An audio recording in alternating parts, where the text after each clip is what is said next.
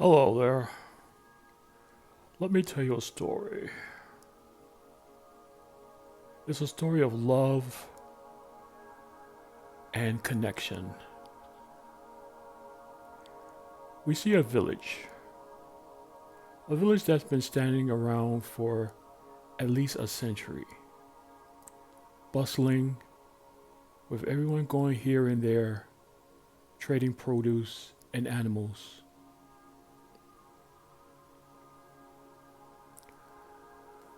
We see a young lady full of promise, full of expectations, filled with curiosity and desire to be loved. She did not want to date anyone in the village. They were too common, too ordinary. What she craved for is exotic and erotic. She is also a venturer. She loves to explore the woods, the valleys, but she always was curious about the mountain. It's called Fire Mountain, and she was wondering how it got that name. So she prepared to go on a trek to climb that mountain. She had the proper shoes, ample food, and one day she decided to climb that mountain. It was still daytime, so she was making good time. So eventually she got to this midpoint of the mountain and saw a trail. So she decided to follow that trail and see what it leads her to.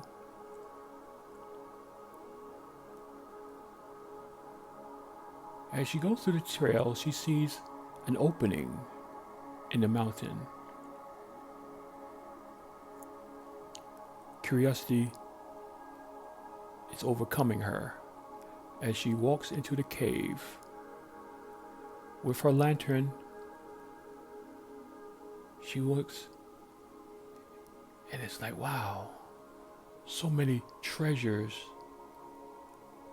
I wonder why no one had found this. And then she heard a grumble and wondered, what is that? She was scared, but she did not run. It just made her more curiouser than anything. And she walked forward to see where that noise was coming from. Up ahead, she saw a pair of glowing eyes peering at her. Didn't know what it was. Maybe it's an animal, but it's very large.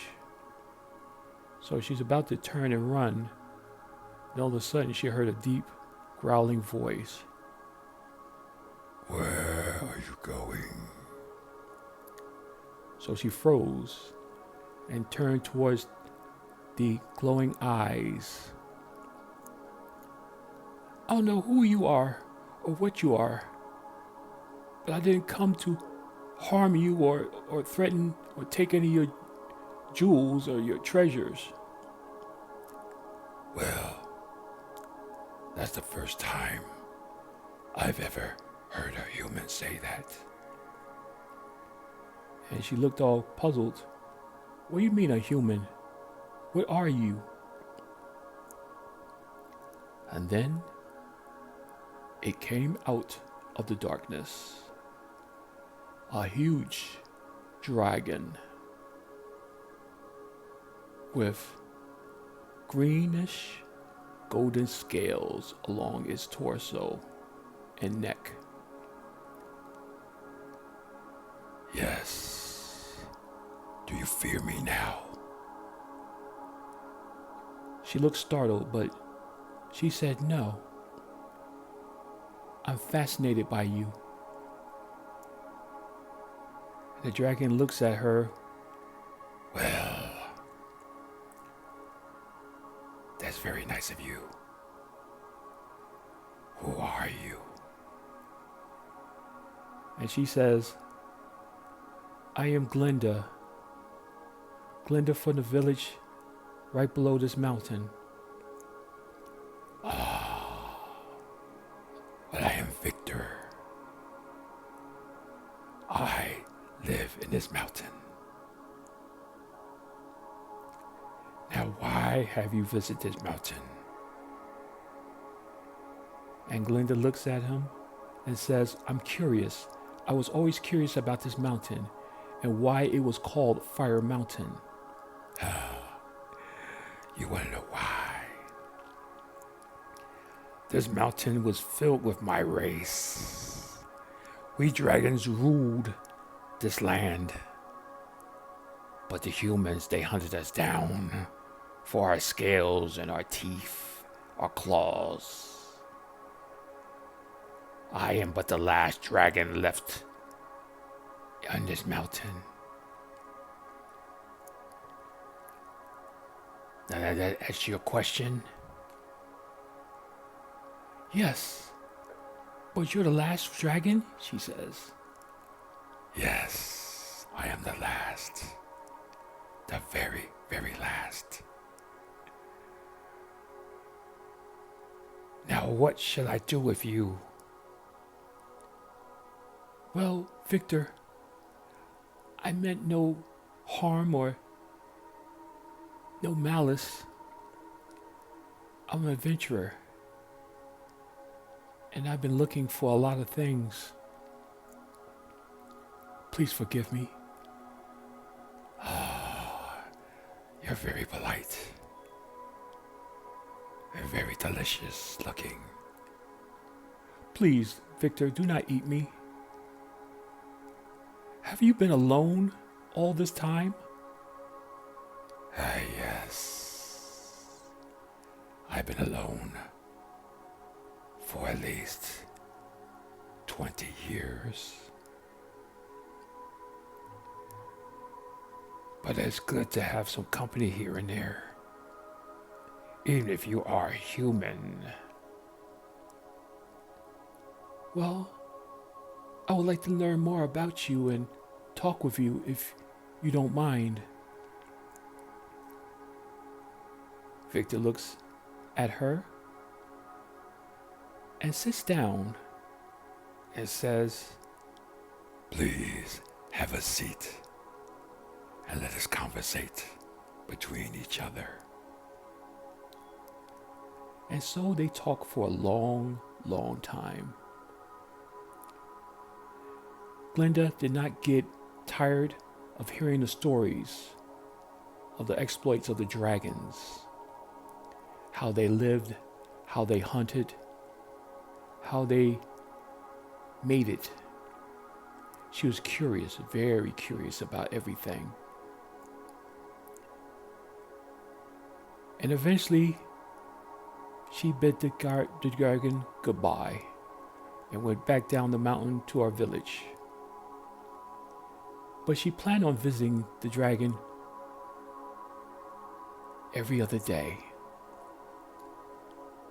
Because besides having the appearance of a dragon, he had a very great soul in which she gravitated towards too. He was sometimes cantankerous, but he had a good soul and a good heart. And they grew to be friendly towards one another. Victor held her in great admiration.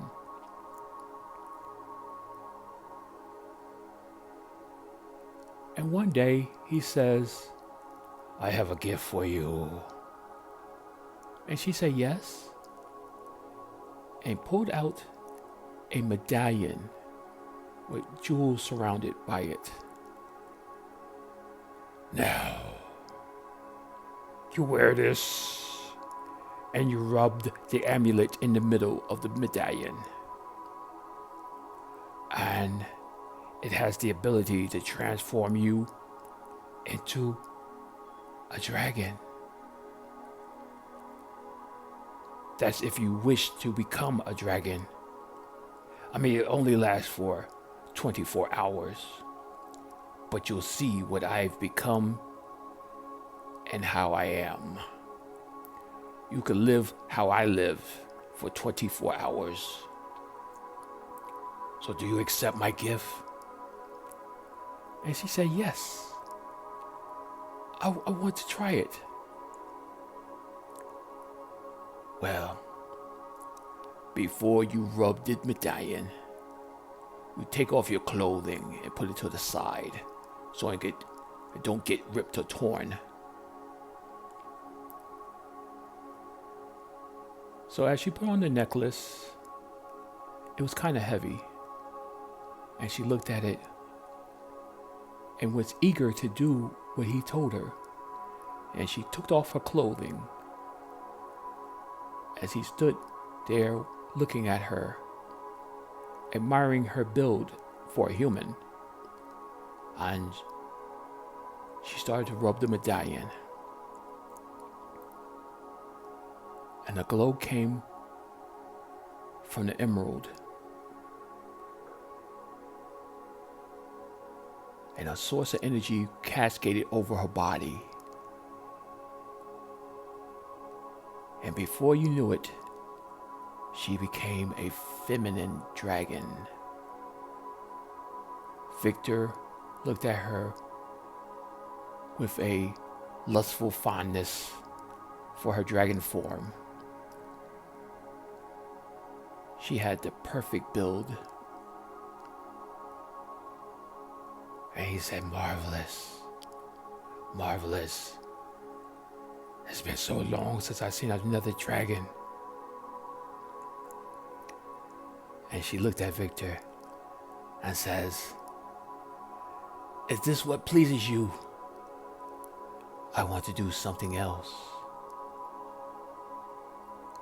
He says, what do you want to do? And she come closer to him. They started wrapping each other's arms around each other's bodies. And a mating ritual that hasn't been done in years started to commence. The passion that was overloading the energies of the cave. Glenda is in total rapture. It's been so long, Victor almost didn't know what exactly to do. But the pleasure was high. And satisfaction was at hand. As they lay together, looking at each other's eyes,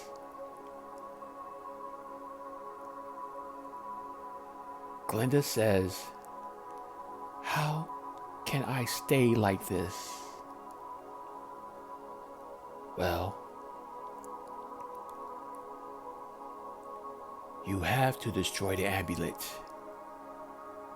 But before you do that, you rub it once more counterclockwise.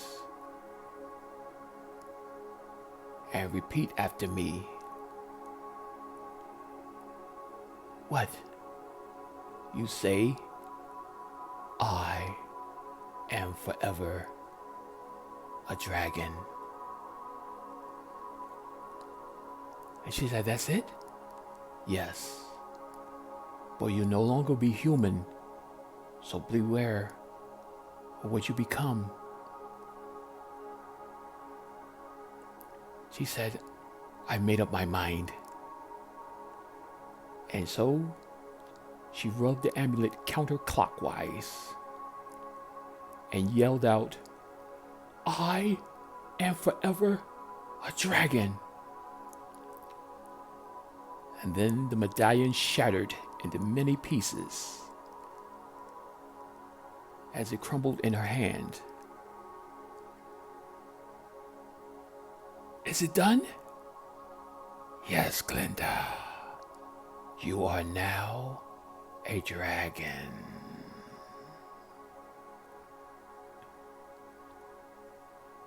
And they embraced each other. So happy to be amongst each other. But in the meanwhile, a certain young man, an adventurer himself, with his sword and shield, was wondering where the young maiden was going all these days, and happened upon the trail of the mountain. So nosy, he followed the trail and came upon the entrance of the mountain. As he looked around with a sword in hand, he ventured further into the cave and happened to see the two dragons. As he wanted to strike Glinda, Victor looked. Ah, a dirty human.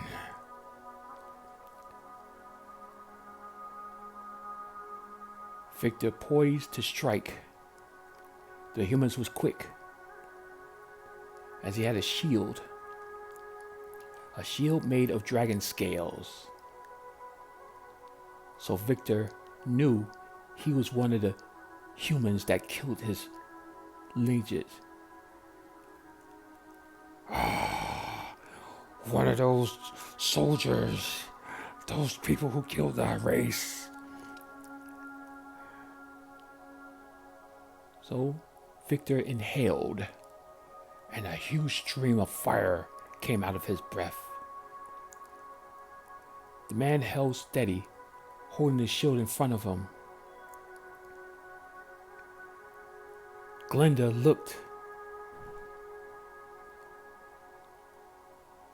as she used her tail and smacked the shield away from the human. She said, "No!" And then Victor's flame grew more intense as it covered the human, burning him alive.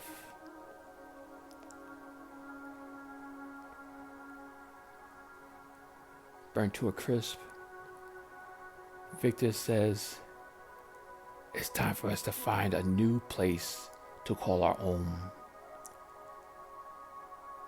Once one human found us, another is sure to come. So come with me, dear Glinda. Let's find a sanctuary for us to raise a family." Glinda is splendid and said, "That's correct.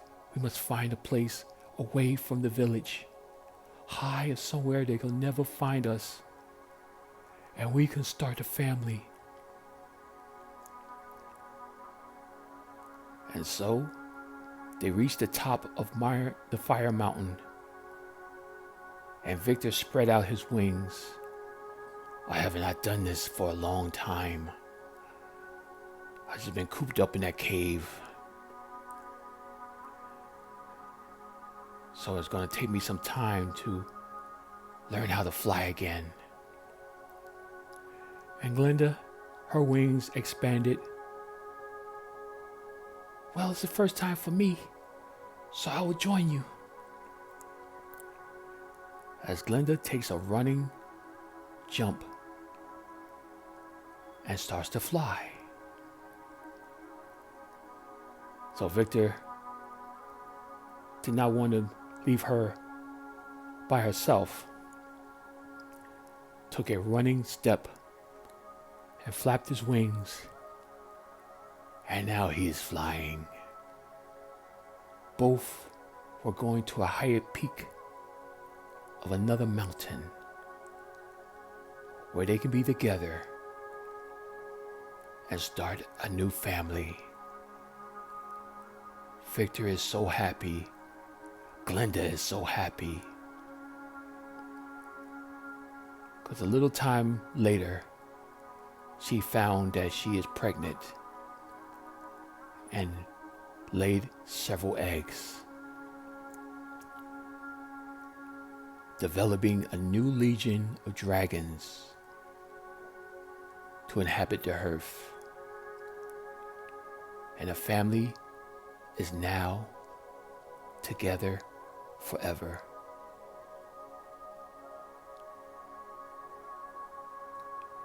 Victor